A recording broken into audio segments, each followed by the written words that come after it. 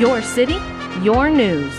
From the campus of the University of Nebraska at Omaha, this is the Omaha News. Brought to you by the students in the College of Communication, Fine Arts, and Media.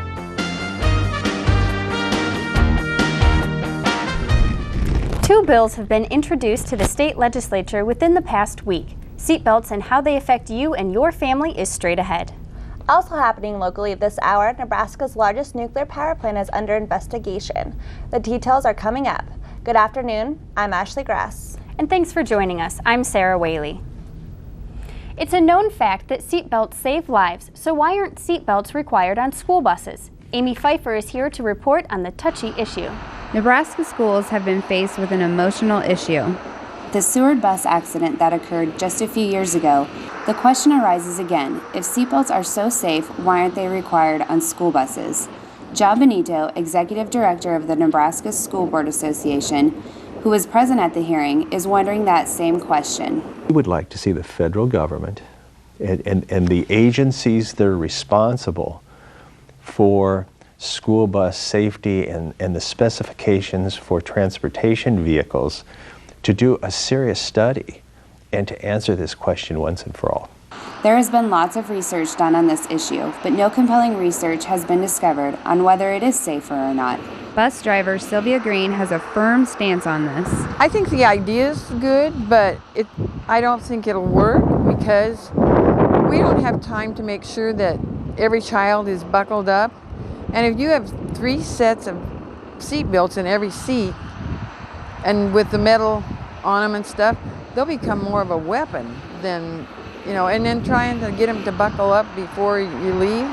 And we can't get out of our seats every time a child gets on to make sure they get buckled up.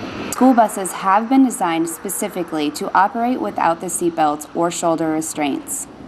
The bill was proposed by Senator Harms from Scotts Bluff, and if passed, the bill will require new buses for public schools that hold 60 or more to be outfitted with side shoulder restraints. Also, if the bill is passed, Nebraska will be the 7th state to have this law. The bill was proposed last Tuesday at the state capitol in Lincoln, and this will not be the last time we see this bill. The bill will remain on hold until proper research has proven whether or not seatbelts on buses make it more safe or not. For the Omaha News, I'm Amy Pfeiffer. The bill will be reintroduced possibly in a couple months, and if the seatbelts are proven to be safer on buses, then the legislature will act on it by 2010. Get ready, Nebraska. The next time you get inside your car, be sure to buckle up. Lawmakers in Lincoln have proposed a new bill that will make not strapping in a primary offense. Tone Doe has our continuing coverage.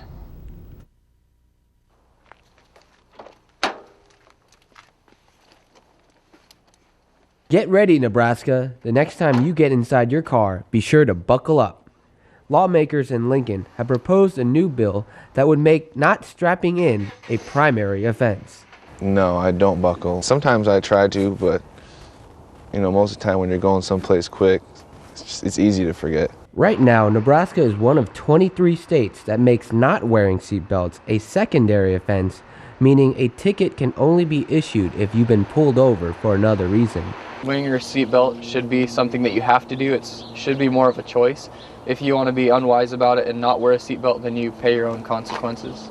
Diane Reeby, Executive Director of Project Extra Mile, a group that fights underage drinking, sees positive outcomes for the new bill.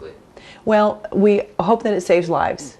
We know from the research and we know from the data that it's estimated to save anywhere between 14 and 17 lives a year in Nebraska, reduce injuries by about 300, so we'd see fewer serious injuries. If passed, the law would also add over $7 million in federal funding to Nebraska. State Senator John Harms, who proposed the bill, has also proposed another bill that will require school buses to be equipped with seatbelts. For the Omaha News, I'm Tone Doe. LB 106 is currently being processed through the state legislature. As of now, the state has not come to a decision on the proposed bill.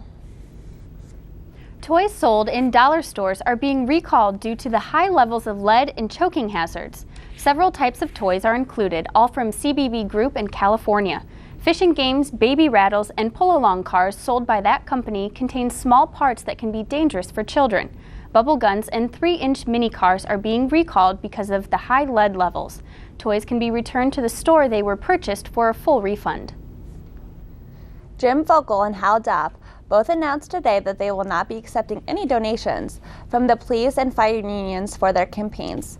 Dopp says that because of the city's financial bind, the next mayor should not accept support from these unions. Vogel says he will take the lead on the new contract negotiations, giving taxpayers a leader who will represent their interest. Third mayoral candidate Jim Suttle is still open to receiving union endorsements and campaign contributions. The Omaha Police Department will host 2 robbery prevention workshops tomorrow at 7:30 a.m. and 7 p.m. at the Southeast Precinct. The workshops will be held at 2475 Deer Park Boulevard. A Spanish language session will begin at 8:30 a.m. on Tuesday at the precinct. Participants in the 1-hour sessions will learn strategies to keep employees and citizens safe. You can pre-register by emailing businesswatch@ci.omaha.ne.us or by calling 444-6518. Habitat for Humanity has been putting underprivileged families in new or renovated homes since 1976. Thousands of families nationwide have sought and received help from Habitat for Humanity, including many here in Omaha. Christina Engdahl recently had the opportunity to attend an Omaha family's Habitat for Humanity home dedication. Christina? Thanks, Sarah and Ashley. All too often you hear about the American dream, but how often do you get to see it come true? Habitat for Humanity Omaha has helped over 250 families' dreams come true since their incorporation in 1984, and their numbers are still on the rise. This past Saturday, one local family got the keys to their new home and watched their American dream become a reality.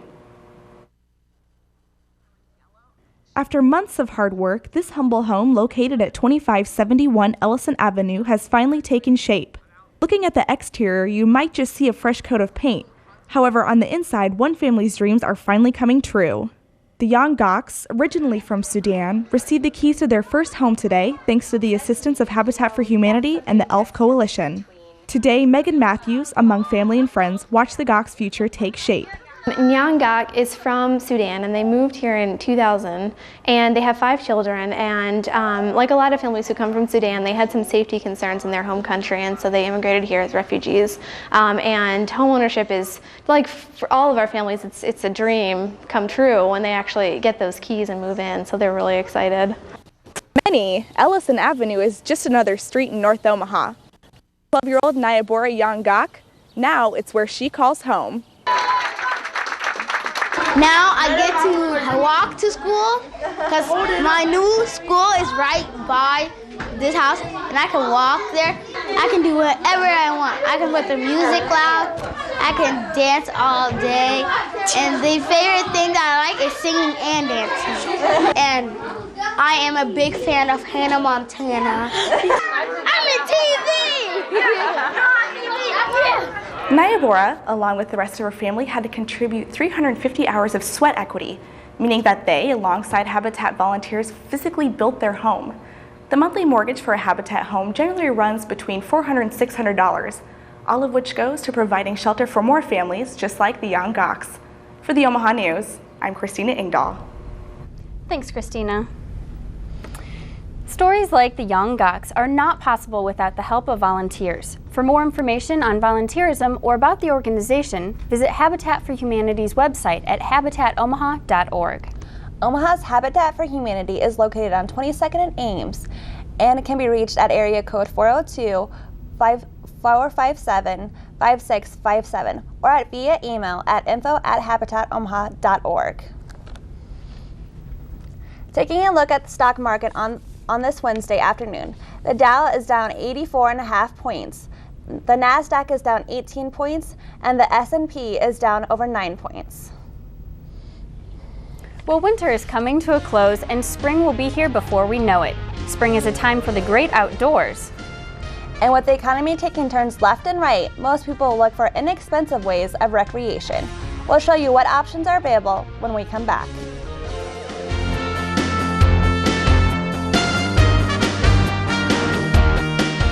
UNO Television. Students work with professionals who have all kinds of experience in the industry. Lights, camera, action. Literally. Get paid while you learn more about the TV business. Work on all kinds of productions. My friends who worked on TV Crew last semester are now working part-time at local stations. Working on TV Crew is a great experience. UNO Television, student crew, professional staff, award-winning results.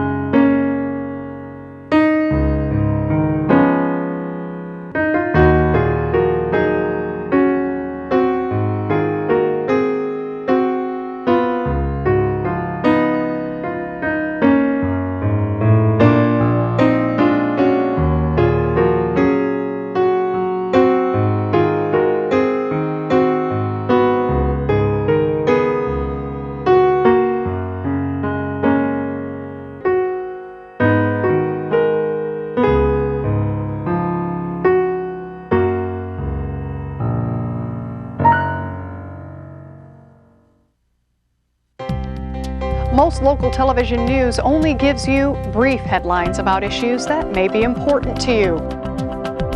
But for more than 10 years, only one program has remained dedicated to examining all the information about issues that really matter to Nebraskans. I'm Kathy Wyatt, and it's my privilege to present those issues for your consideration. Join me on the campus of UNO in a program we call Consider This, every week on the Knowledge Network.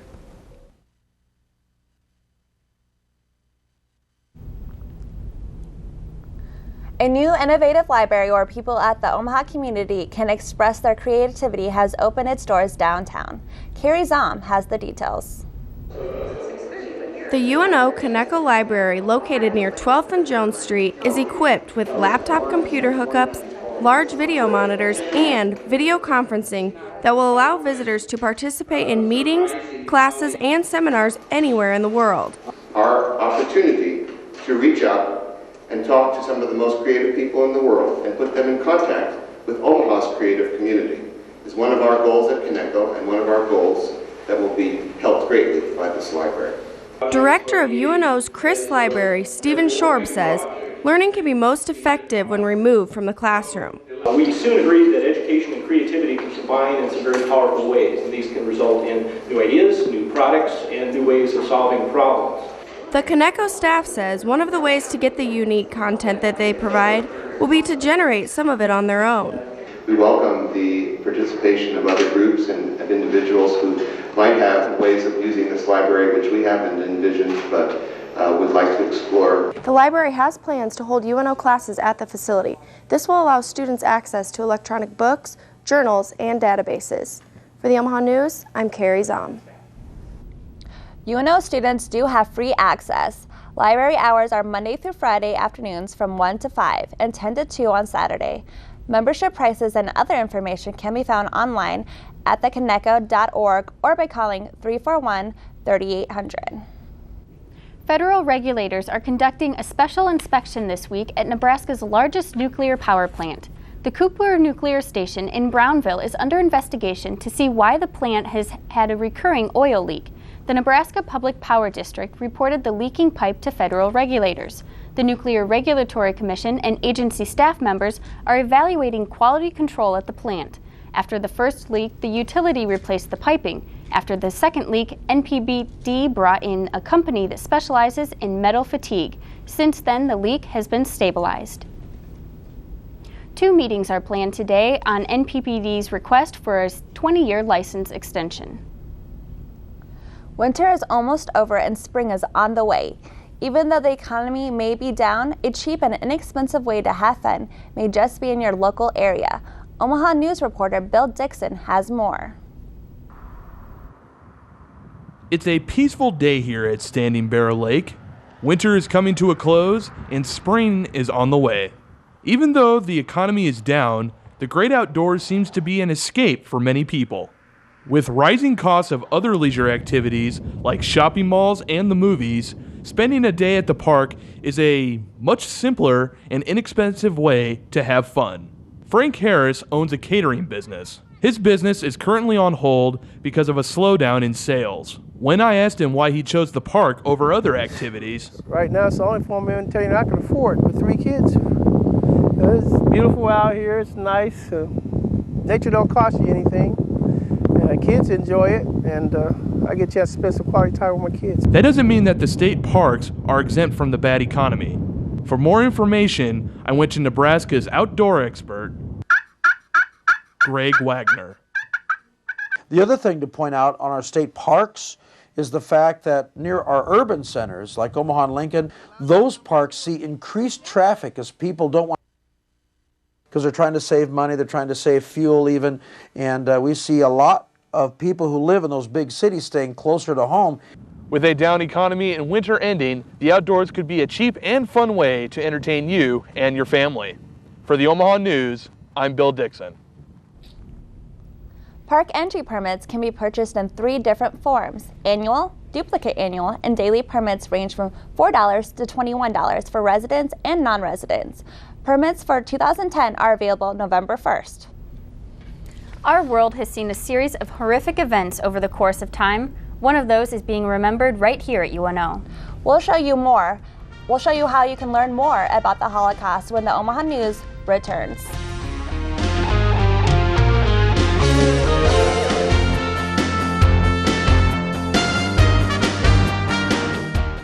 Hi, I'm Meshach Taylor, actor and public television supporter, encouraging you to become a fan of UNO Television. Located on the University of Nebraska at Omaha campus, UNO Television is a unit of the College of Communication, Fine Arts, and Media. Student crew members are trained and placed in broadcasting positions that give them real-world experience. Many students move seamlessly into jobs within the local television market. UNO Television, student crew, professional staff, award-winning results. Breathtaking, electrifying,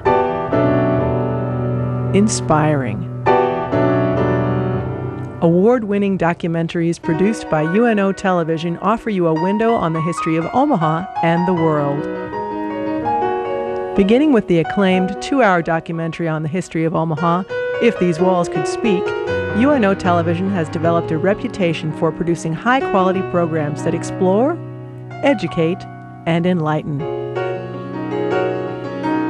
These outstanding productions can be part of your home video collection. For information about purchasing VHS or DVD copies, call 554-2516 or visit our website at unotv.unomaha.edu.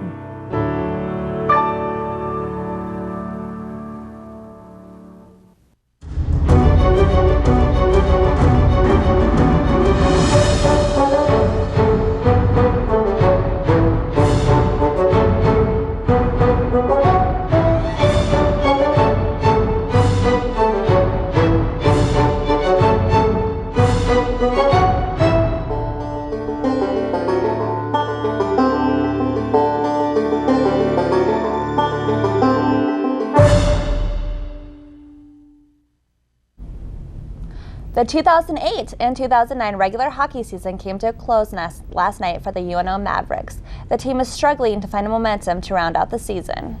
Chase Moffett is live at the Quest Center giving us a wrap of last night's match between Minnesota State Mavericks and the UNO Mavericks. Chase?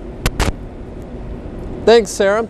The UNO Maverick hockey team hasn't experienced much success heading into their game last night, and they're actually extending a 13-game winless streak as they face their rivals, the Minnesota State Mankato Mavericks.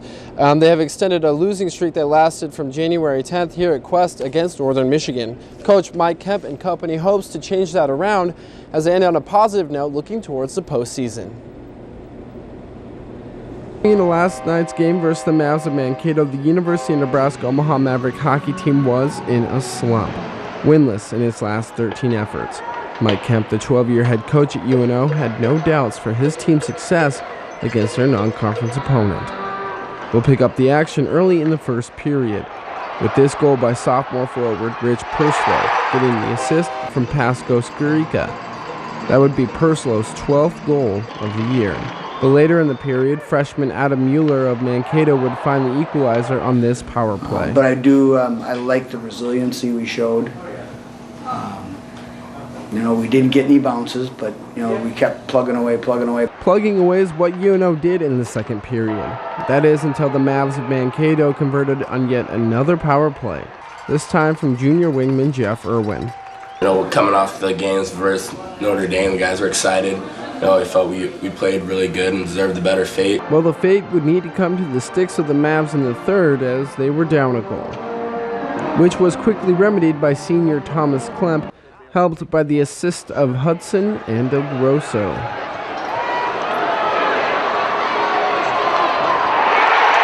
You're coming off a back-to-back Michigan Notre Dame, and then in the environments we played those two games with the kind of crowds and just kind of the electricity in those games. Electricity is what seemed to fuel UNO as they headed into a shootout with Mankato. 7 rounds of shooting would lead to a 2-1 victory in OT, and none other than freshman Alex Hudson with the game winner, squeaking through the pipes.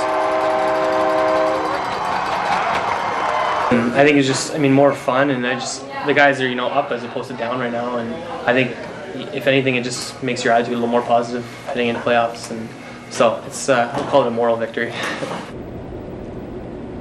Of course, that was goalie Jeremy DuPont referring to last night's shootout victory as, a tie, 2-2, which means the Mavs extend a winless streak to 14 games. However, they do get a much-needed break over the long weekend as regular season play wraps up for the CCHA on Friday and Saturday. However, Mike Kemp tells me that the break will not be very long for them because he's going to get practice started on Monday, getting the Mavs set up for the playoffs. Right now, they currently are 6th, tied with Northern Michigan. So as the Mavs are struggling for a win, they look for a clean slate and a fresh start heading into the playoffs.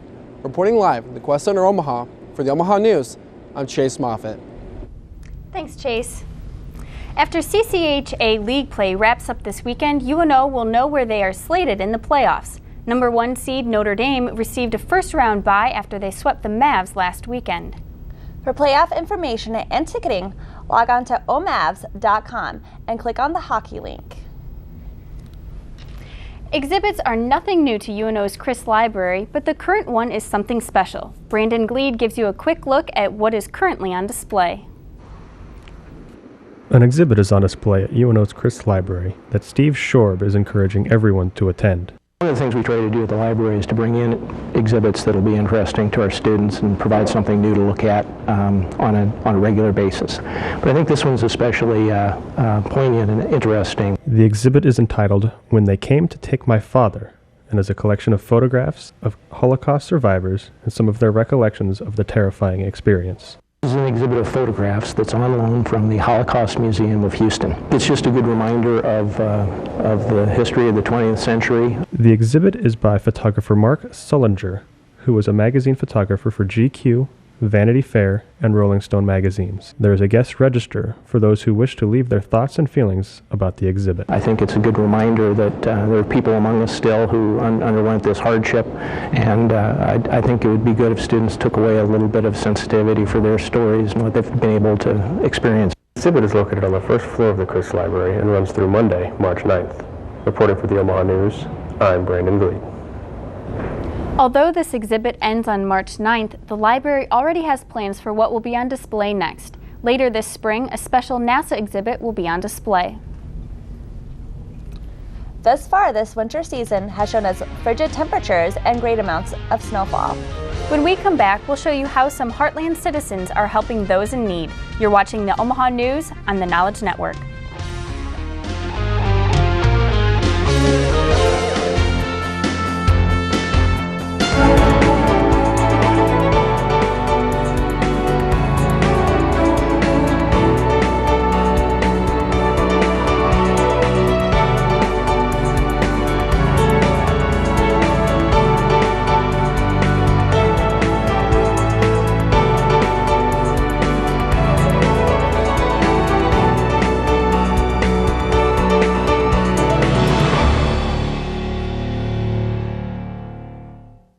only one program has remained dedicated to examining all the information on issues that really matter to Nebraskans.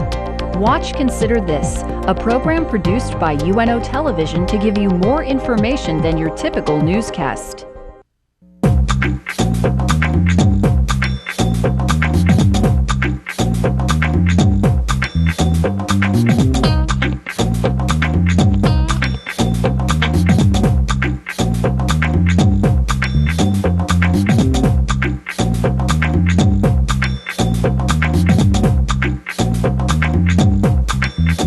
Watch ICU Learning English on the Knowledge Network, Cox 17, and Quest 74. Hey Maverick fans, keep up with the scores and activities of all your favorite Mavericks. Go to omavs.com to check the Mavs scoreboard and get the latest news about all the Maverick teams. Get live stats from the games you just can't make and read about all the action when the game is done. Check out the events calendar, sign up for text messages, or download a Maverick podcast. You can even order the coolest Maverick merchandise. You'll find it all at omavs.com. Go Mavs!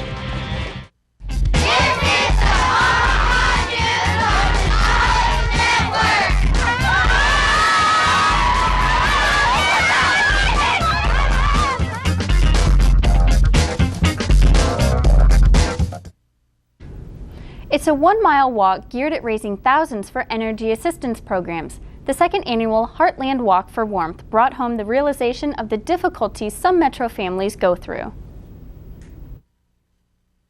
In 2008, the most common direct assistance request made to the 211 call center was for utility assistance. Helping needy seniors and families as they struggled to heat their homes was the goal for hundreds on Friday. It just, again, brings awareness to what, can happen. I mean, people without heat, that's what this benefits. It makes you realize, that it's cold out here. The Walk for Warmth is purposely held in February to show just how cold it can get for those without a warm home. It kind of helps you realize that, some people don't have the, the means to pay for the energy to keep them warm, and so this kind of emphasizes that. The cold weather walk emphasizes the need and teaches youngsters lifelong lessons. Kind of helps them to, get a feel for it too and see what it's all about, and teach them young to help out others in need. Helping others in need and learning how to make a difference. If people take the time to realize what this event is about, then for sure you can get something more out of it than just volunteering. It's a service to others, and it's also a service to yourself, I think, to be here if you really think about it. Last year's Walk for Warmth drew 700 participants and raised $30,000 for local energy assistance programs. This past year alone, the programs have helped over 2,500 households in the metro. The Shrine Circus is coming to town. Next week we'll show you what it's like to be a circus star and how they travel for a living. We'll also bring you an update to the UNO lacrosse team. And as a reminder, you can catch web extras on our website, theomahanews.com. And for all of us here at the Omaha News, thanks for watching. Have a good evening.